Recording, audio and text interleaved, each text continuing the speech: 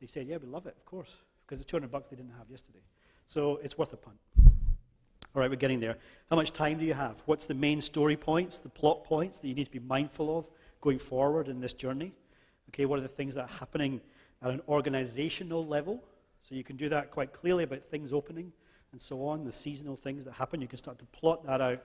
Don't think about what you're doing yet from a timeline, but what's the organization doing? What are the things that I need to be cognizant of? Do I need to include a development timeline? If I know that changes to the website are really critical to my strategy, I've got to be allowing many months for that to happen. Be realistic about how long a website takes. If you're starting a website from scratch, today, if you came to me and say, Stu, I need a website, I've got some ideas, I would say 3 to 4 months.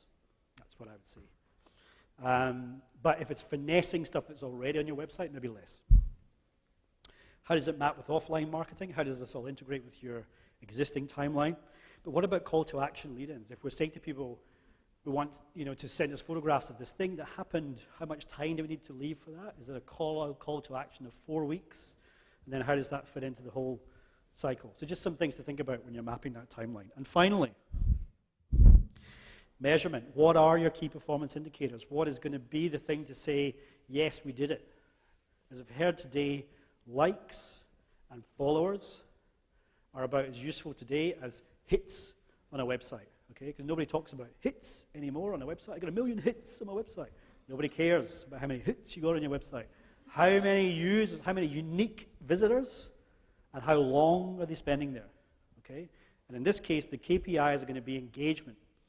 How many people engaged with it, shared it, passed it on, commented, liked, so on. Those are the metrics to be thinking of, rather than pure numbers. Because remember, if you've got 1,000 Facebook followers or 10,000 Facebook followers, and you put something out there onto Facebook and nobody does anything with it, you might as well have no Facebook followers. All right? So it's not about numbers of followers. It's not a race to get the most. It's not the amazing race. What online tools can you use? I will always come back to Google Analytics because it's the great untapped free resource of our time. Okay? If you went away and spent a painful, admittedly, painful 2 or 3 hours next week to really understand how you can use Google Analytics, it'll be the best investment you can possibly ever make, because what you can do in that free tool is amazing. What you can track, how do people go from A to B, where do they come from, how do they find us, what are they doing? Really understand this stuff, because it'll be the difference between spending $100, $1,000, $10,000 over here versus over here. Really understand it, particularly those paths. Okay? When somebody went to page 1 and then went to page 2, and then they went to page 3, where did they go next?